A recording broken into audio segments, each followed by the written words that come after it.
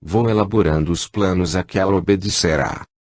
Longe de mim, senhores, a ideia de mim vai de ser, ainda que de leve, com o que acabo de expor-vos.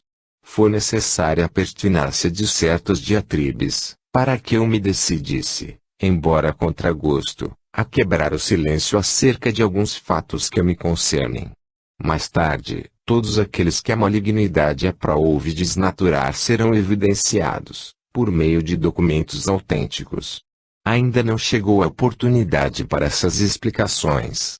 A única coisa que por enquanto me importava era que ficasseis esclarecidos com relação ao destino dos fundos que a providência faz que passem pelas minhas mãos, qualquer que seja a proveniência deles. Não me considero mais do que um depositário, até mesmo do que ganho, portanto, com mais forte razão, daquilo que me é confiado. Perguntou-me alguém certo dia, sem curiosidade, bem entendido, por mero interesse pela coisa em si, o que eu faria de 1 milhão de francos, se o tivesse. Respondi-lhe que, presentemente, o emprego dessa soma teria de ser totalmente diverso do que houvera sido no princípio.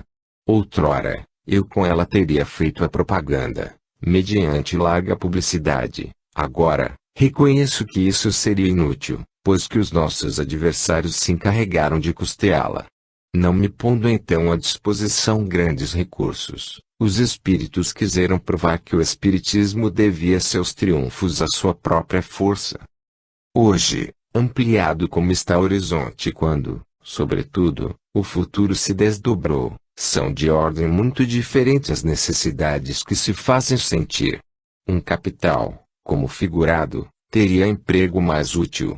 Sem entrar em pormenores que seriam prematuros, direi apenas que uma parte se destinaria a converter a minha propriedade numa casa especial de retiro espírita, cujos habitantes colheriam os benefícios da nossa doutrina moral, outra a constituir uma renda inalienável, destinada, primeiro, a manter o estabelecimento. Segundo, a assegurar uma existência independente àquele que me sucedesse e aos que o ajudassem no desempenho da sua missão. Terceiro, a atender às necessidades correntes do espiritismo, sem os riscos de auxílios eventuais, como sou obrigado a fazer, pois que a maior parte de seus recursos decorrem do meu trabalho, que terá termo. Aí está o que eu faria, mas, se tal satisfação não me é dada, sei que, de um modo ou de outro, os espíritos que dirigem o movimento proverão a todas as necessidades em tempo oportuno. Por isso, de forma nenhuma me inquieto e só me ocupo com o que, para mim, é o essencial, o acabamento dos trabalhos que me restam por terminar. Ao que ele então dizia, acrescentou recentemente Allan Kardec: quando a comissão estiver organizada, dela faremos parte como simples membro seu, dando-lhe a nossa colaboração, sem reivindicar, para nós, nem supremacia, nem título, nem qualquer privilégio. Embora membro ativo da comissão, não pesaremos de forma alguma no seu orçamento, nem por honorários, nem por despesas de viagens, nem por qualquer outra causa. Se nunca a ninguém nada pedimos para nós, ainda menos o faríamos nesta circunstância. Nosso tempo, nossa vida, todas as nossas forças físicas e intelectuais pertencem à doutrina. Declaramos, pois, formalmente, que nenhuma parcela dos recursos de que dispuser a comissão será desviada em proveito nosso. Dar-lhe-emos, ao contrário, a nossa contribuição. Primeiro, abrindo mão, em seu favor, do que produzam as nossas obras, feitas e por fazer. Segundo, doando-lhe valores mobiliários e imobiliários. Em se achando organizado o espiritismo pela constituição da Comissão Central, nossas obras se tornarão propriedade do espiritismo, na pessoa dessa mesma comissão, que a gerirá e cuidará da publicação delas, pelos meios mais apropriados a popularizá-las. Ela também deverá cuidar de que sejam traduzidas nas principais línguas estrangeiras. A revista foi, até agora, e não podia deixar de ser, uma obra pessoal, visto que fazia parte das nossas obras doutrinárias, constituindo os anais do Espiritismo. Por seu intermédio é que todos os princípios novos foram elaborados e entregues ao estudo. Era, pois, necessário que conservasse o seu caráter individual, para que se estabelecesse a unidade. Fomos, por diversas vezes, solicitados a fazê-la circular mais a miúde, por muito lisonjeiro, porém, que nos fosse esse desejo, não pudemos atendê-lo, primeiramente, porque o tempo material não nos consentia esse acréscimo de trabalho e, em segundo lugar, porque importava não perdesse ela o seu caráter essencial, que não é o de um jornal propriamente dito. Hoje, que a nossa obra pessoal se aproxima do seu termo, as necessidades já não são as mesmas, a revista se tornará, como as nossas outras obras, feitas e por fazer, propriedade coletiva da comissão, que lhe tomará a direção, para maior vantagem do Espiritismo, sem que, por isso, renunciemos a lhe prestar a nossa colaboração. Para completar a obra doutrinária, falta-nos publicar vários trabalhos, que não formam a parte menos difícil, nem menos penosa. Conquanto já disponhamos de todos os elementos para os executar e o programa de cada um esteja traçado até o último capítulo, poderíamos dispensar-lhes mais acurada atenção e ativá-los, se, por instituída a comissão central, estivéssemos livres de outros cuidados que nos absorvem grande parte do tempo. O primeiro período do Espiritismo foi consagrado ao estudo dos princípios e das leis, que em seu conjunto tinham de constituir a doutrina, numa palavra, a preparar os materiais, ao mesmo tempo que a vulgarização da ideia. Foi o do plantio da semente que, semelhante à da parábola do Evangelho, não frutificaria igualmente por toda a parte. A criança cresceu, tornou-se adulto e chegado ao momento em que, amparado por adeptos sinceros e devotados, tem que avançar para o objetivo que lhe está aposto, sem ser obstado pelos retardatários. Mas, como fazer essa seleção? Quem ousaria assumir a responsabilidade de um julgamento a incidir sobre as consciências individuais? O melhor seria que a seleção se fizesse por si mesmo e o meio era bem simples, bastava desfraldar um estandarte e dizer, sigam-nos que o adotem. Tomando a iniciativa da constituição do Espiritismo, usamos de um direito comum, o que todo homem tem de completar, como entender, a obra que haja começado e de ser juiz da oportunidade. Desde o instante em que cada um é livre de aderir ou não a essa obra, ninguém se pode queixar de sofrer uma pressão arbitrária. Criamos a palavra Espiritismo, para atender às necessidades da causa. Temos, pois, o direito de lhe determinar as aplicações e de definir as qualidades e as crenças do verdadeiro espírita. Revista Espírita, de abril de 1866, pág. 111. Depois de tudo que fica dito, facilmente se compreenderá quão impossível e prematuro fora estabelecer essa constituição logo no princípio.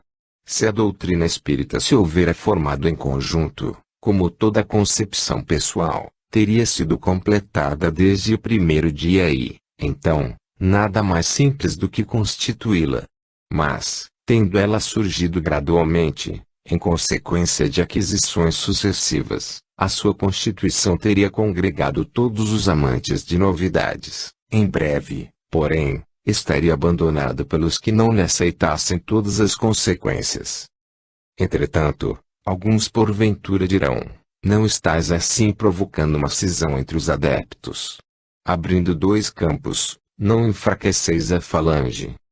Nem todos os que se dizem espíritas pensam do mesmo modo sobre todos os pontos. A divisão existe, de fato, e é muito mais prejudicial, porque pode acontecer que não se saiba se, num espírita, está um aliado ou um antagonista.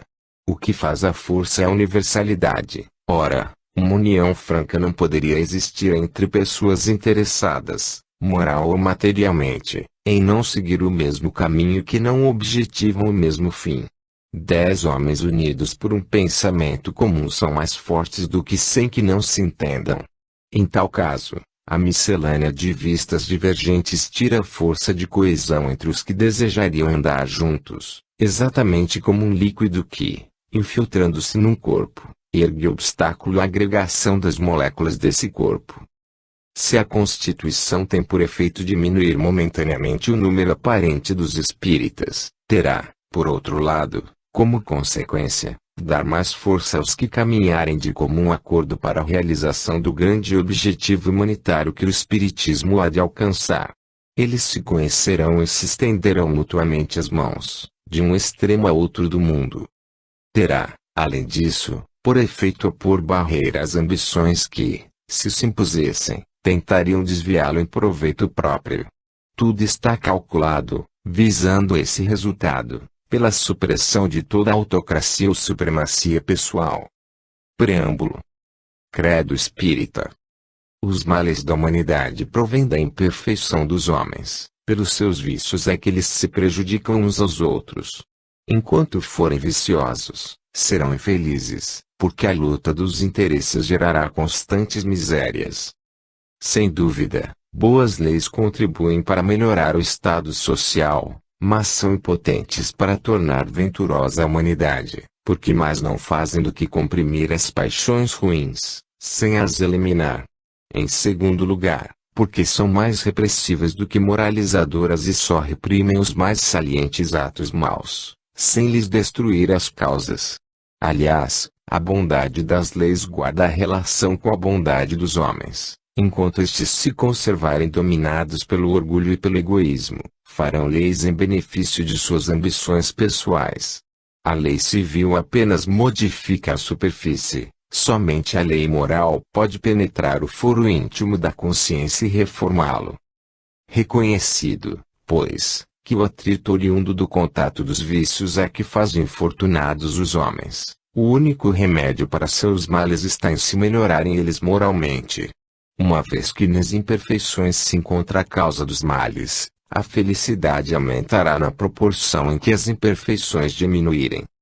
Por melhor que seja uma instituição social, sendo maus os homens, eles a falsearão e lhe desfigurarão o espírito para explorarem em proveito próprio.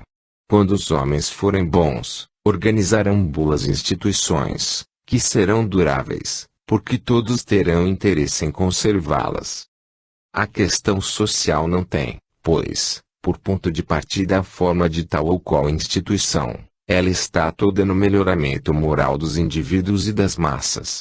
Aí é que se acha o princípio, a verdadeira chave da felicidade do gênero humano, porque então os homens não mais cogitarão de se prejudicarem reciprocamente. Não basta se cubra de verniz a corrupção, é indispensável extirpar a corrupção. O princípio do melhoramento está na natureza das crenças, porque estas constituem o móvel das ações e modificam os sentimentos. Também está nas ideias inculcadas desde a infância e que se identificam com o espírito, está ainda nas ideias que o desenvolvimento ulterior da inteligência e da razão podem fortalecer, nunca destruir. É pela educação, mais do que pela instrução, que se transformará a humanidade. O homem que se esforça seriamente por se melhorar assegura para si a felicidade, já nesta vida. Além da satisfação que proporciona a sua consciência, ele se isenta das misérias materiais e morais, que são a consequência inevitável das suas imperfeições. Terá calma, porque as vicissitudes só de leve o roçarão. Gozará de saúde, porque não estragará o seu corpo com os excessos. Será rico, porque rico é sempre todo aquele que sabe contentar-se com o necessário. Terá a paz do espírito, porque não experimentará necessidades fictícias, nem será atormentado pela sede das honrarias e do supérfluo, pela febre da ambição, da inveja e do ciúme. Indulgente para com as imperfeições alheias, menos sofrimentos lhe causarão elas, que, antes, lhe inspirarão piedade e não cólera. Evitando tudo o que possa prejudicar o seu próximo, por palavras e por atos, procurando, ao invés, fazer tudo o que possa ser útil e agradável aos outros, ninguém sofrerá com o seu contato.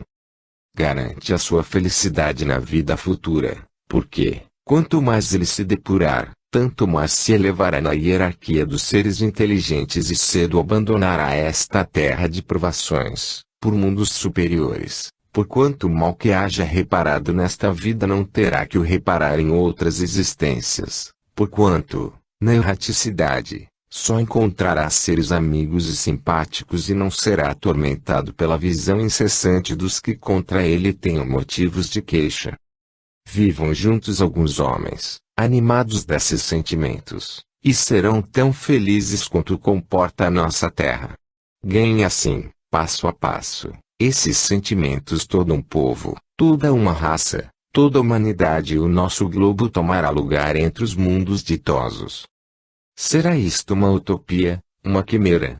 Sê-lo-á para aquele que não crê no progresso da alma, não o será, para aquele que crê na sua perfectibilidade indefinida. O progresso geral é a resultante de todos os progressos individuais, mas, o progresso individual não consiste apenas no desenvolvimento da inteligência, na aquisição de alguns conhecimentos. Nisso mais não há do que uma parte do progresso, que não conduz necessariamente ao bem, pois que há homens que usam mal do seu saber. O progresso consiste, sobretudo, no melhoramento moral, na depuração do espírito, na extirpação dos maus germes que em nós existem. Esse é o verdadeiro progresso, o único que pode garantir a felicidade ao gênero humano, por ser o oposto mesmo do mal. Muito mal pode fazer o homem de inteligência mais cultivada. Aquele que se houver adiantado moralmente só o bem fará. É, pois, do interesse de todos o progresso moral da humanidade. Mas, que importam a melhora e a felicidade das gerações futuras, aquele que acredita que tudo se acaba com a vida. Que interesse tem ele em se aperfeiçoar, em se constranger, em domar suas paixões inferiores, em se privar do que quer que seja a benefício de outrem? Nenhum. A própria lógica lhe diz que seu interesse está em gozar depressa por todos os meios possíveis, visto que amanhã, talvez, ele nada mais será. A doutrina do nadismo é a paralisia do progresso humano, porque circunscreve as vistas do homem ao imperceptível ponto da presente existência, porque ele restringe as ideias e as concentra forçosamente na vida material.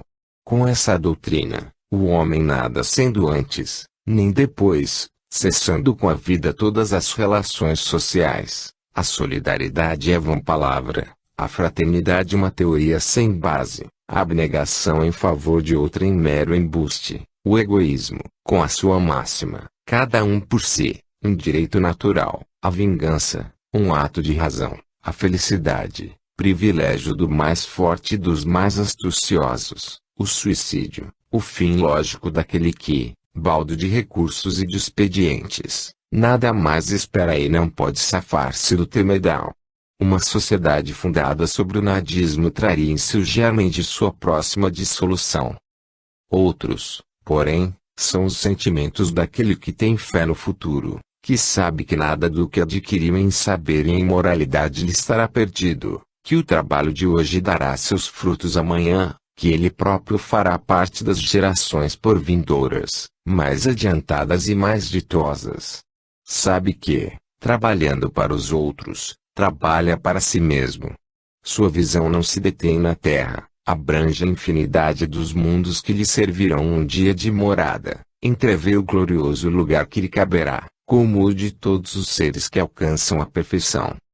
Com a fé na vida futura, dilata-se-lhe o círculo das ideias. O porvir lhe pertence, o progresso pessoal tem um fim, uma utilidade real.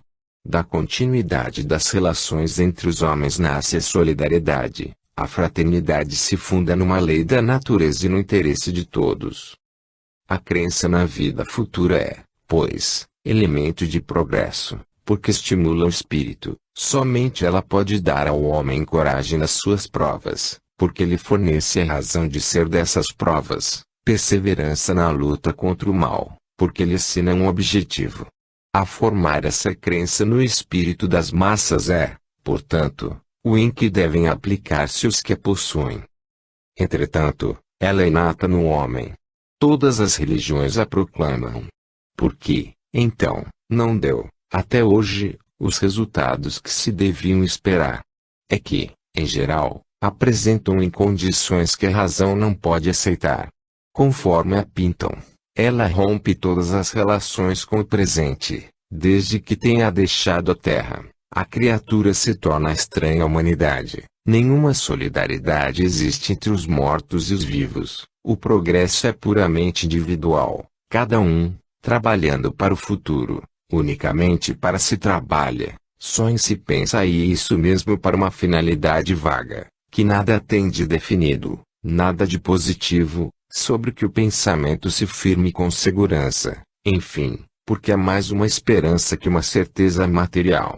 Daí resulta, para uns, a indiferença, para outros, uma exaltação mística que, isolando da terra o homem, é essencialmente prejudicial ao progresso real da humanidade, porquanto negligencia os cuidados que reclamam o progresso material, para o qual a natureza lhe impõe o dever de contribuir. Todavia, por muito incompletos que sejam os resultados, não deixam de ser efetivos. Quantos homens não se sentiram encorajados e sustentados na senda do bem por essa vaga esperança? Quantos não se detiveram no declive do mal, pelo temor de comprometer o seu futuro? Quantas virtudes nobres essa crença não desenvolveu? Não desdenhemos as crenças do passado, por imperfeitas que sejam, quando conduzem ao bem, elas estavam em correspondência com o grau de adiantamento da humanidade. Mas, tendo progredido, a humanidade reclama crenças em harmonia com as novas ideias. Se os elementos da fé permanecem estacionários e ficam distanciados pelo espírito, perdem toda a influência, e o bem que hajam produzido, em certo tempo, não pode prosseguir, porque aqueles elementos já não se acham à altura das circunstâncias. Para que a doutrina da vida futura doravante dê os frutos que se devem esperar, é preciso, antes de tudo, que satisfaça completamente a razão, que corresponda à ideia que se faz da sabedoria, da justiça e da bondade de Deus, que não possa ser desmentida de modo algum pela ciência. É preciso que a vida futura não deixe no espírito nem dúvida, nem incerteza, que seja tão positiva quanto a vida presente, que é a sua continuação, do mesmo modo que o amanhã é a continuação do dia anterior. É necessário seja vista, compreendida e, por assim dizer, tocada com o dedo. Faz-se mister, enfim, que seja evidente a solidariedade entre o passado, o presente e o futuro, através das diversas existências. Tal a ideia que da vida futura apresenta o Espiritismo. O que essa ideia dá força é que ela absolutamente não é uma concepção humana com o mérito apenas de ser mais racional, sem contudo oferecer mais certeza do que as outras. É o resultado de estudos feitos sobre os testemunhos oferecidos por espíritos de diferentes categorias, nas suas manifestações, que permitiram-se explorar-se a vida extracorpórea em todas as suas fases, desde o extremo superior ao extremo inferior da escala dos seres. As peripécias da vida futura, por conseguinte, já não constituem uma simples teoria, ou uma hipótese mais ou menos provável, decorrem de observações. São os habitantes do mundo invisível que vêm, eles próprios, descrever os seus respectivos estados e as situações que a mais fecunda imaginação não conceberia, se não fossem patenteadas aos olhos do observador. Ministrando a prova material da existência e da imortalidade da alma, iniciando-nos em os mistérios do nascimento, da morte, da vida futura, da vida universal, tornando-nos palpáveis as inevitáveis consequências do bem e do mal, a doutrina espírita, melhor do que qualquer outra, põe em relevo a necessidade da melhoria individual. Por meio dela, sabe o homem de onde vem, para onde vai, porque está na terra. O bem tem um objetivo, uma utilidade prática. Ela não se limita a preparar o homem para o futuro, forma-o também para o presente, para a sociedade. Melhorando-se moralmente, os homens prepararão na terra o reinado da paz e da fraternidade. A doutrina espírita é assim o mais poderoso elemento de moralização, por se dirigir simultaneamente ao coração, à inteligência e ao interesse pessoal bem compreendido. Por sua mesma essência, o Espiritismo participa de todos os ramos dos conhecimentos físicos, metafísicos e morais. São inúmeras as questões que ele envolve, as quais, no entanto, podem resumir-se nos pontos seguintes que, considerados verdades inconcussas, formam o programa das crenças espíritas. Princípios fundamentais da doutrina espírita, reconhecidos como verdades inconcussas. A morte corpórea de Allan Kardec interrompeu as obras póstumas desse eminente espírito. Este volume termina com um ponto de interrogação e muitos leitores desejariam vê-lo respondido logicamente, como sabia fazer o douto professor em matéria de espiritismo. Sem dúvida, assim deveria ser. No Congresso Espírita e Espiritualista Internacional de 1890, declararam seus membros que, desde 1869, estudos perseverantes haviam revelado coisas novas e que, segundo o ensinamento preconizado por Allan Kardec, alguns dos princípios do Espiritismo, sobre os quais o mestre baseava seu ensino, tinham de ser revistos e postos de acordo com os progressos da ciência, em geral, nos últimos 20 anos. Essa corrente de ideias, comum aos membros daquele congresso, vindos de todas as partes da Terra, provou que um volume novo precisava ser elaborado, para conjugar o ensino de Allan Kardec com o que nos proporciona constantemente a pesquisa da verdade. Essa será a obra da Comissão de Propaganda.